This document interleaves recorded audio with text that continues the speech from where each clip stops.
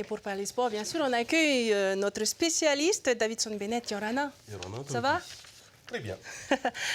Pour débuter notre édition sportive Davidson, nous prenons la direction de la presqu'île de Travaux pour la première journée de motocross de la saison. En effet, c'est l'ouverture de la saison de motocross. Tahiti, ils étaient 16 compétiteurs sur la grille de départ ce matin en MX1, MX2, MX3 en Open et en 50 cm3 sur un nouveau circuit. Voyons ça tout de suite dans ce reportage. S'ils étaient seulement une dizaine de crossmen lors du prologue qui s'est tenu il y a quelques semaines maintenant, ils sont 16 aujourd'hui à participer à la première journée de motocross sur le terrain de Vaitarua. Au prologue, on était une dizaine et là, on a un peu plus de pilotes. On est 16 en tout, toutes classes confondues. Et je pense que pour la prochaine journée, on en aura encore plus qui devront revenir, des anciens. On a eu confirmation qu'ils allaient revenir. Bon, ils ne pouvaient pas être là aujourd'hui, mais ils seront là pour la prochaine journée. Un remaniement des courses et des catégories a été nécessaire en attendant que les anciens décident de revenir courir sur le nouveau tracé de motocross. Mais ces changements auront un impact direct sur le niveau des coureurs. Comme on essaie de regrouper en fait, les catégories pour faire plus d'effets si tu veux, sur le terrain, et ça permet d'avoir plus de pilotes. Donc on a mélangé MX1 et MX2 et on a mélangé MX3 et les Open loisirs. Si tu es en MX1 et que tu vois que les petits en MX2 ils sont devant toi, c'est que il faut pousser plus quoi. Et voilà, c'est ça. Et ça permet aussi aux jeunes de jauger un peu leur niveau. Autre nouveauté cette année, les motos sont dotées aujourd'hui de transpondeurs par la fédération pour une comptabilisation informatisée des tours effectués par les riders. On a informatisé un peu le système de chronométrage, mais bon, on est obligé quand même de faire toujours un peu à l'ancienne avec le pointage au cas où, par exemple, on rate le passage d'un concurrent, et ça décale tout, donc il faut quand même suivre manuellement les chronos. Mais ouais, c'est vrai, le passage à l'informatique, ça aide et ça permet de passer à une étape supérieure, si tu veux. Après 3 manches effectuées pour cette première journée, c'est Arehau Besser qui s'impose en 50 cm3, Matar Ivilierme en MX3, Jonas Liwing en MX2 et enfin Vaitiadou en MX1. Direction à présent RTA pour parler de VA et plus particulièrement de la Hawaii Race Tahiti. Effectivement, Davidson, hier s'est tenue la première édition de la Hawaii Race, une course organisée par le club Hawaii en partenariat avec le district de Ador et Yatea. Plusieurs catégories se sont retrouvées sur le plan d'eau. Le résumé de cette journée avec Ronnie Moufat. Depuis le début de saison à Raiatea, les courses de VA s'enchaînent. Aujourd'hui a lieu la Hawaii Race. 133 rameurs ont répondu présents. Parmi les participants, on observe une montée en puissance des jeunes rameurs. Oui, tout à fait. D'ailleurs, je suis heureux maintenant que je vois des jeunes chez moi, des minimes, des cadets, des juniors. J'estime que c'est vraiment la relève. Ce regain de vitalité s'explique notamment par le travail entrepris par le district de Raiatea. En début d'année, il a permis à plusieurs jeunes de participer à la Vakahama en Nouvelle-Zélande, un déplacement qui a boosté la discipline. Oui, je pense que les courses actuellement et puis ce qui s'est passé également, le déplacement en Nouvelle-Zélande a été un stimuli pour tous ces jeunes-là. Et on parle déjà du championnat du monde, on parle du Heito, donc ils ont des objectifs bien définis devant. Et sur le plan d'eau, on le voit bien, les petits jeunes sont redoutables, à l'image du cadet Manatuor Opigna qui finit 5e au classement Scratch et premier de sa catégorie. Les conditions de course sont plutôt favorables selon les participants. Plusieurs parcours étaient proposés d'environ 13 à 15 km selon les catégories. En V1 chez les dames, Tanuataina prend la tête du classement devant Maria Veihere et la cadette Moihei et la Côte. Chez les hommes, Maxime Pani, très en forme, l'emporte dans sa catégorie avec plus de 500 mètres d'avance sur son poursuivant. Si tu veux arriver devant, entraîne-toi bien. C'est le seul moyen. Parce qu'on a vu quand même que ce soit la montée, le surf, tu étais à l'aise, tu t'es préparé? Le surf un peu, la montée, oui. Et le vent tout, j'aime bien.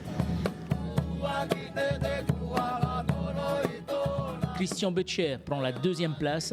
Victime d'un problème d'attache du balancier, Pirihau de Taha'a laisse filer sa 3e place à Patete Ropinha. Les équipages en V6 ont pris part à la compétition dans l'après-midi, l'occasion d'évaluer le niveau de chacun avant d'entamer la préparation pour les grandes compétitions du calendrier 2019.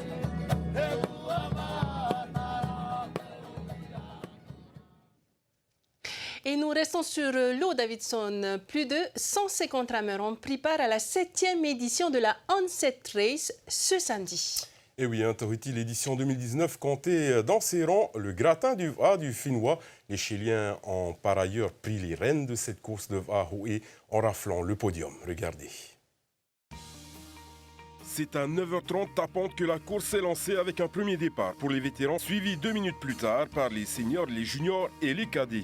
Si le temps était capricieux en début de course, avec une pluie fine venue quelque peu perturber les athlètes, mais surtout un vent de nord-est qui faisait face aux rameurs, c'est à la force des bras qu'a été effectuée la remontée vers Mahina. Et c'est à une réelle démonstration de force et de cohésion des hommes de David Tepava à laquelle nous avons pu assister à cette 7e édition de la Onset Race.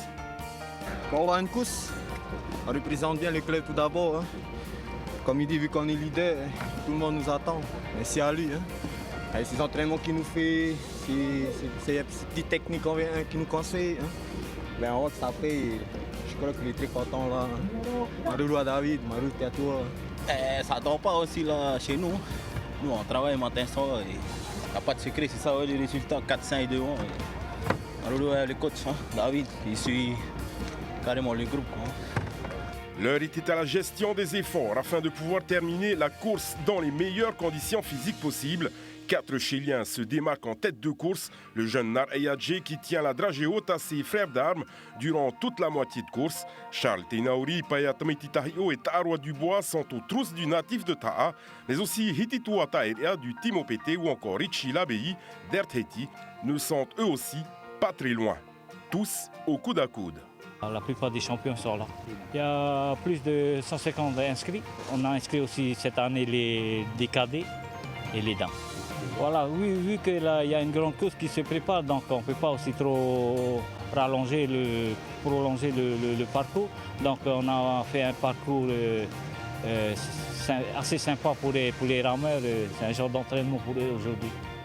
Au retour vers Taoné, Paya et Charles prennent les rênes de la course. Et c'est au sprint final que se joue la victoire. Après avoir avalé les 22 km, c'est Charles Teinauri qui s'impose en 1h29 minutes et 35 secondes. Ouais, il y a un beau combat avec le copain là, Charles. Félicitations à lui, il a été fort aujourd'hui. Ouais, difficile le combat, ce temps-là. On avait cru qu'il y avait du surf, mais au dernier jour, là, calme quoi. Ouais. Ben, je me suis dit, à l'aller, on va plutôt gérer. Hein.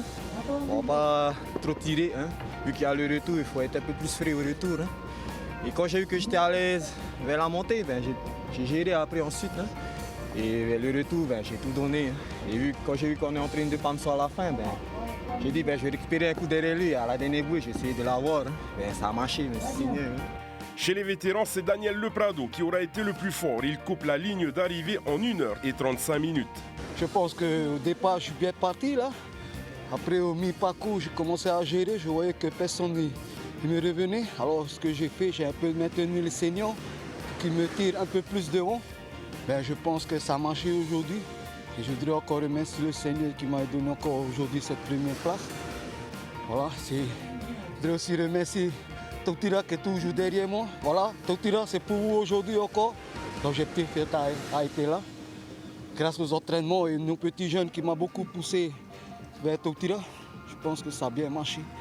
Sur le même parcours, victoire de Keahi Aniere chez les juniors et du jeune Tauhere Pirato chez les cadets. Voici maintenant le reste de l'actualité sportive de la semaine avec au menu de l'escrime, du triathlon, du foot US et du volleyball. Ce week-end s'est tenue la dernière compétition d'escrime de la saison dans la salle Omnisport d'Aroué. Organisée par la Fédération polynésienne, une soixantaine d'athlètes a participé aux épreuves de fleuret, d'épée et de sabre. Les compétiteurs se sont affrontés au travers de plusieurs catégories, allant de M7 au Master Mixte. Le CNP Triathlon s'est tenu ce matin à Tokira. Une soixantaine de triathlètes ont fait le déplacement à la presqu'île pour l'événement qui proposait 4 courses, un S, un XS et 2 courses pour les plus petits. C'est Benjamin Zorniotti qui a mené la danse sur le S. Honnêtement, avant de partir déjà, j'avais déjà mal de partout parce qu'on a vraiment passé une grosse semaine. Donc je suis assez content de moi parce que les chronos sont bons. Et le triathlon accessoirement n'était pas si facile que ça parce qu'il y avait beaucoup de vent sur le vélo et au niveau de la gestion de l'effort ça a été très dur quoi. Benjamin qui se prépare ardemment pour les Jeux du Pacifique. Ouais, on est encore un peu loin entre guillemets, c'est que ouais, ça fait longtemps que je me prépare pour ça mais il y a encore du travail. La semaine prochaine j'ai encore une grosse semaine et dans 2 semaines il y a les Neo Z qui arrivent pour s'entraîner avec moi. Donc là on a encore un bloc de 2-3 semaines assez solide. Puis après on affûtera jusqu'au Jeux du Pacifique et puis on verra. Foot US, 3e victoire consécutive pour l'équipe des Ono Football. Hier soir, les Barracudas de Punaoui étaient opposés à Manoura pour le premier match retour du championnat. Les hommes de Colonna de Leka se sont imposés sur le score de 46-32 sur le terrain de Tiapa. Championne depuis 3 années consécutives, l'équipe des Ono Football est bien déterminée à décrocher son 5e titre. Prochain match du championnat, samedi 11 mai, les Riona de Papara rencontreront Manoura. Depuis vendredi soir se joue à la salle Omnisport d'Excelsior le tournoi des As de volleyball, regroupant les 5 meilleures équipes féminines et masculines de Tahiti, dont une équipe des îles Améné, gagnante du challenge des îles de l'an dernier. Après une vingtaine de matchs de qualification, les finales qui se tiendront demain soir, toujours à Excelsior, opposeront chez les hommes Tefana au Pire Volley Club et chez les femmes Tefana toujours affrontera soit Vénus, soit le PVC en fonction des résultats de la demi-finale féminine qui se joue toujours en ce moment.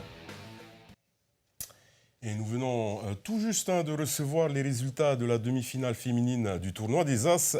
Vénus remporte le match 3-7-0 contre JSP et selon le 7 à virage, c'est donc Vénus qui rejoint Tefana en finale. Et hier, plus d'une soixantaine de jeunes ont foulé la pelouse du complexe sportif Boris Leontiev à Arouet. La Fédération polynésienne de rugby a organisé sa 4e journée des plateaux jeunes U10 et U12.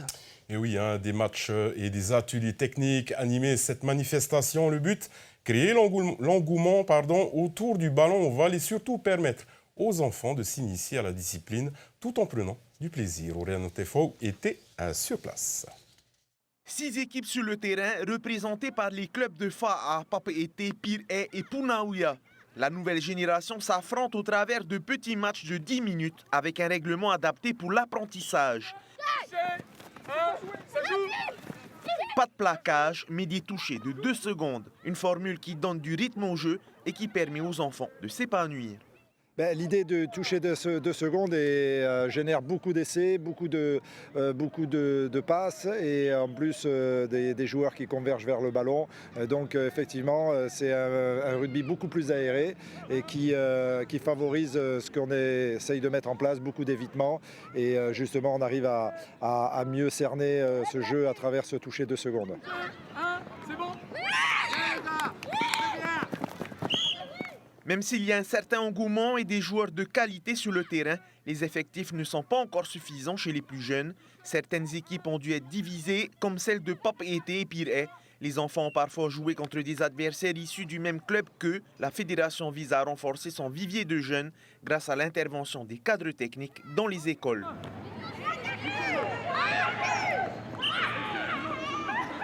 C'est bien, mais comme on l'a dit dans l'équipe, c'est dommage qu'on se sépare parce qu'on aurait bien aimé jouer ensemble.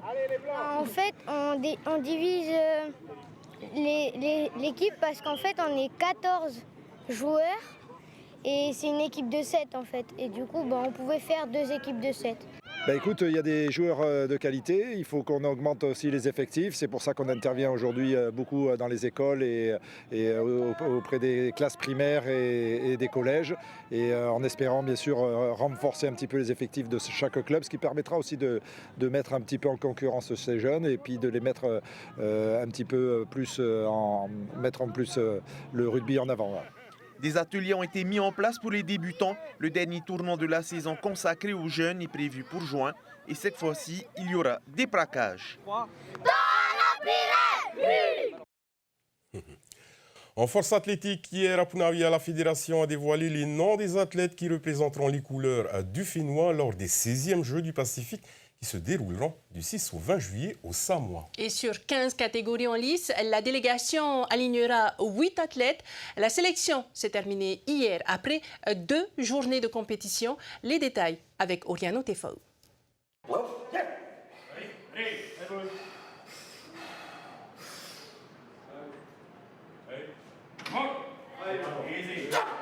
Les présélectionnés ont dû se départager sur les 3 épreuves proposées au jeu, le développé couché, le squat et le soulevé de terre. Au terme de la compétition, la sélection est dévoilée.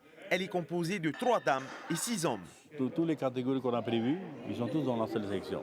Après, il faut qu'on vérifie les minima. Les minima, on a déjà vu le minima. Il faut que je vois avec le responsable de la force athlétique, l'entraîneur et la fédération. Il y a certains qui ont dépassé le minimum, c'est bien pour eux. Mais il y a au moins 1 ou 2 ou 3 peut-être qui n'ont pas encore atteint le minimum. Chez les dames, Heilani passe la barre des minima haut la main. Elle cumule un poids de charge à 325 kg. Donc on était au courant que le minima était de 280, donc 3 mouvements, le squat, pec, soulevé. Donc mon objectif premier était de faire mieux que le championnat de 2018. Donc là j'ai monté de 35 kg, donc je suis très contente. Maintenant on va essayer d'atteindre la première place d'il y a 4 ans. 2 compétiteurs de Huahine seront de la partie, Mahei Oopa chez les moins de 74 kg et Marc Lison chez les moins de 83 kg. Marc a déjà participé aux Jeux du Pacifique, mais dans une discipline complètement différente, le tennis de table. C'est un autre monde. Hein. C'est pas... Le tennis de table, c'est plus cardio. Là, c'est plus dans la force statique. Hein. Mais c'est challenge aussi, quoi. Après 3 ans de préparation, Kevin Bukansan réalise une charge totale de 680 kg cumulés sur les 3 mouvements. Il sera aligné au jeu dans la catégorie des moins de 120 kg. Là où j'ai été le plus performant, c'est sur le soulevé de terre. J'ai tenté une barre à 300 kg sur la dernière barre et une barre à 280 validée. Dans la catégorie des plus de 120 kg, c'est un duel de titans entre François Lanterès et Tataura Fanaura. À l'issue des 3 épreuves, François s'impose avec un cumul de 740 kg, soit 32 plus que son adversaire. Je pense que j'ai fait la différence sur le squat et le soulevé, hein, comme l'effort en développé couché. C'est là que j'ai été chercher mes points surtout en squat. J'ai tapé 320 kg, il est resté à 260. Tu as validé les 300? J'ai validé les 320. Hein. Je suis soulagé, hein, content hein, par rapport aux charges. Hein. J'ai fait le travail qu'il fallait faire aujourd'hui. Hein. En attendant les 2 mois de préparation qui nous restent jusqu'au jeu. On verra là-bas après. Hein. La fédération a misé sur la nouvelle génération. La majorité des athlètes fait ses premiers pas aux Jeux du Pacifique. Seul Joachim Acha y a déjà pris part dans la catégorie des moins de 105 kg. Les athlètes seront en compétition les mardis 18 et mercredi 19 juillet à Apia. Davidson, que nous réservent les sports la semaine prochaine? Eh bien, ne manquez pas les finales du tournoi des As de volleyball. Ce sera demain soir à la salle d'Excelsior. Demain soir toujours, les playoffs de basketball féminin à la salle de Aurei. Et enfin, du 10 au 12 mai, le championnat de Polynésie d'athlétisme. Et c'est la fin de ce grand JT. Merci de l'avoir suivi. Restez avec nous sur TNTV. Tout de suite, votre émission Bien dans son phare à 19h25, votre téléfilm Liaison dangereuse avec mon étudiante. Et c'est la tradition, on se quitte en musique avec un condensé des plus belles images sportives de la semaine. Belle soirée devant TNTV, surtout, sportez-vous bien.